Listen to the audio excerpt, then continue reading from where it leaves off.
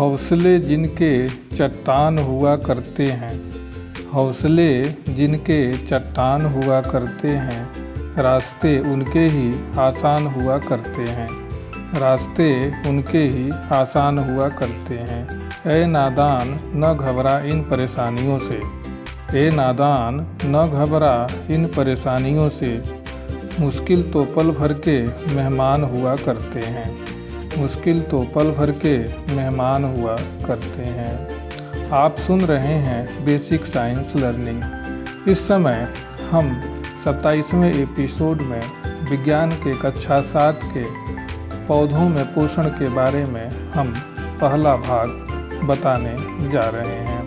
मित्रों, जैसा कि आप जानते हैं कि हम विज्ञान के कक्षा 7 का इकाई 6 आज प्रारंभ कर रहे हैं, जो इकाई 6 पौधों में पोषण के संबंध में है।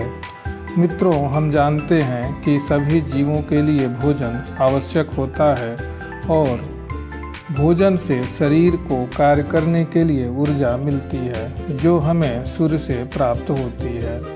भोजन के घटक कई प्रकार के होते हैं, जिनमें मुख्य रूप से हम पौधों में पोषण के बारे में बात करेंगे। हम जानते हैं कि भोजन के घटक कार्बोहाइड्रेट, प्रोटीन, वसा, विटामिन तथा खनिज लवण हमारे शरीर के लिए आवश्यक होते हैं।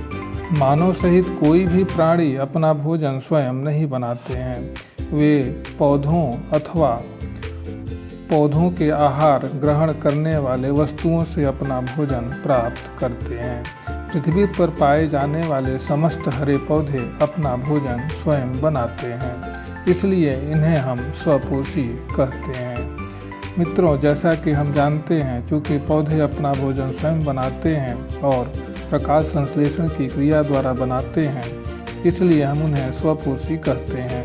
अब हम प्रकाश संश्लेषण की क्रिया विधि को बहुत आसानी से और विस्तृत रूप से समझने का प्रयास करेंगे। मित्रों, हम जैसा जानते हैं कि हरे पौधों द्वारा अपना भोजन स्वयं तैयार किया जाता है। आइए हम इस पर चर्चा करते हैं कि पौधे अपना भोजन कहाँ बनाते हैं तथा भोजन बनाने के लिए कौन कौन से पदार्थों का उपयोग करते हैं। पौधे अपना भोजन मुख्य रूप से पत्तियों द्वारा बनाते हैं और मुख्य रूप से कार्बोहाइड्रेट, प्रोटीन, वसा, विटामिन और खनिज लवण आदि हमारे भोजन के घटक होते हैं। इनमें मुख्य रूप से अधिकतर घटक हमें पौधों द्वारा ही प्राप्त होते हैं।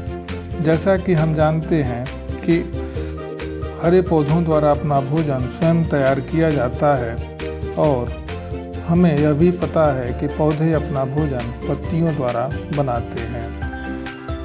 हम कह सकते हैं कि पत्तियां ही पौधों के रसोई घर हैं। जैसे घर की रसोई में भोजन बनाने के लिए आटा, चावल, दाल आदि पदार्थों की आवश्यकता होती है, उसी प्रकार हमको यह भी समझना चाहिए कि पत्तियों में भोजन बनाने के लिए कई पदार्थों का होना आवश्यक होता है। भोजन बनाने के लिए पत्तों में पर्णहरिम, जिसे हम क्लोरोफिल कहते हैं, जल, कार्बन डाइऑक्साइड गैस तथा सूर्य के प्रकाश की आवश्यकता होती है। किंतु ये सभी पदार्थ पत्तियों तक कैसे पहुँचते हैं, आइए इसके बारे में विस्तृत रूप से हम चर्चा करते हैं। पौधे की पत्तियों में पर्णहरिम नामक वर्णक पाया जाता है, अर्थात क्लोरोफिल नामक पिगमेंट पाया जाता है, जिसके कारण पत्तियां हरी होती हैं। जो पर्णहरिम अर्थात क्लोरोफिल जो सौर ऊर्जा अर्थात सूर्य के प्रकाश की ऊर्जा को ग्रहण करता है।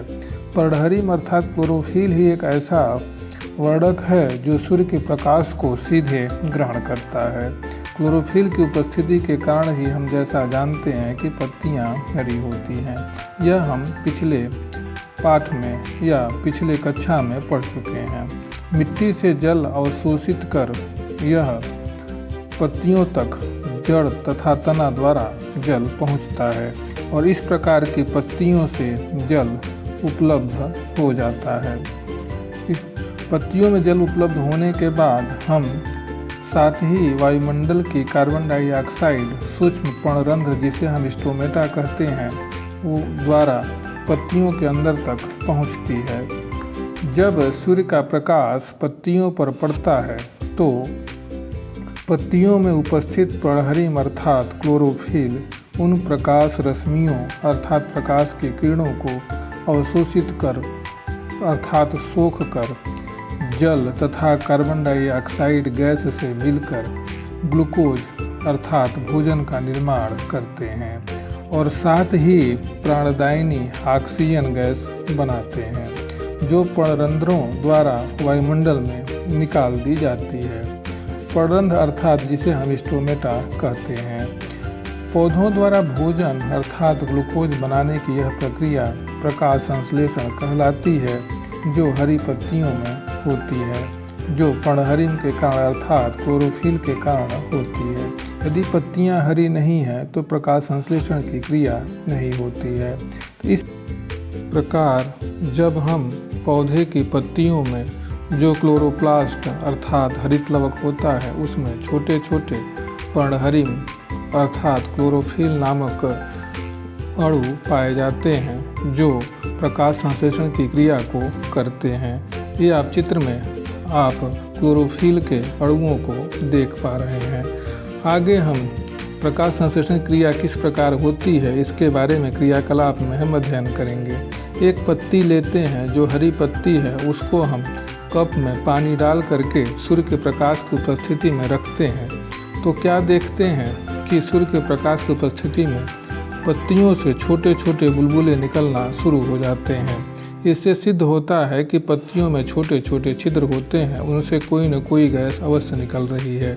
इसी प्रकार हम एक अन्य प्रयोग भी कर सकते हैं। एक गिलास में हम मनी प्लांट लेते हैं और उसमें पानी डाल देते हैं साफ पानी और उसको हम सूर्य के प्रकाश की उपस्थिति में रख देते हैं। हम क्या देखते हैं कि उस पौधे से भी छोटे छोटे गैस के बुलबुले निकलना शुरू हो जाते हैं। यह प्रक्रिया सूर्य के प्रकाश की उपस्थिति में ही होती है। यदि सूर्य के प्रकाश न रहे तो यह बुलबुला दिखाई नहीं पड़ेंगे। इस प्रकार हम कह सकते हैं कि सूर्य के प्रकाश की उपस्थिति में कोई न कोई गैस अवश्य निकल रही है। यही गैस प्राणदायिनी ऑक्सीजन है जो हम सांस के रूप में लेते हैं। इसका हम आगे के भागों में इसका विस्तृत रूप से इस गैस अर्थात ऑक्सीजन गैस का हम अध्ययन करेंगे। तो मित्रों इस प्रकार यह क्रियाकलाप में हम इससे सिद्ध होता है कि हरे पौधे की पत्तियां कार्बन डाइऑक्साइड और जल के साथ सूर्य के प्रकाश की उपस्थिति में और पर्णहरिम की सहायता से ग्लूकोज अर्थात भोजन बनाती हैं तथा ऑक्सीजन गैस निकालती हैं। इस प्रकार हम कह सकते हैं कि यह एक प्रकार का प्रकाश संश्लेषण की क्रिया है। पत्तियों में बने हुए ग्लूकोज नामक भोजन को पौधे अपनी वृद्धि या अन्य जैविक क्रियाओं के लिए उपयोग करते हैं तथा बचा हुआ भोजन पौधे के कई भागों अर्थात जड़ तना पत्ती फूल फल इत्यादि में संचित कर देते हैं। उदाहरण के लिए कई प्रकार के पौधे के तने में, मूली की जड़ों में, गोभी के फूल में, पालक की पत्तियों में, टमाटर भिंडी मिर्चा आदि के फलों में भोजन संचित हो जाता है जैसा कि हम चित्र में देख पा रहे हैं। इसी को हम सब्जी या सलाद के रूप में या अन्य प्रकार के अनाजों के रूप में हम भोजन के रूप में प्रयोग करते हैं। तो इस प्रकार हम कह सकते हैं चाहे वह गोभी हो या पालक हो, सभी प्रकार के पौधों की पत्तियों में अधिक मात्रा में भोजन इकट्ठा हो जाते हैं जो हमें दैनिक जीवन में हम इसका उपयोग करते हैं। इस पृथ्वी पर ऊर्जा का एकमात्र भंडार सूर्य है और पौधों की पत्तियों में उपस्थित पर्णहरिम अर्थात क्लोरोफिल इस ओर ऊर्जा को रासायनिक ऊर्जा में बदलता है अर्थात यह सौर ऊर्जा को रासायनिक ऊर्जा में बदल देता है जिससे भोजन का निर्माण होता है। यह भोजन ही पृथ्वी के समस्त प्राणियों के लिए ऊर्जा का स्रोत है क्योंकि सभी जीव जंतु प्रत्यक्ष या परोक्ष रूप से अलग अपना भोजन पौधों से ही प्राप्त करते हैं। अतः हरे पौधे इस पृथ्वी पर एकमात्र उत्पादक हैं जबकि अन्य जीव उपभोक्ता की श्रेणी में आते हैं। तो मित्रों, जैसा कि आप इस भाग से स्पष्ट है कि आप प्रकाश संश्लेषण की क्रिया को समझ चुके होंगे। आगे हम क्रियाकलाप, प्रकाश संश्लेषण से संबंधित क्रियाकलाप के बारे में हम आगे बात करेंगे। तो मित्रों, आज के लिए बस इतना ही। उम्मीद है कि यह वीडियो आपको अच्छा लगा होगा। फिर हम अगले एपिसोड में अर्थात 28वें एपिसोड में फिर मिलेंगे। धन्यवाद।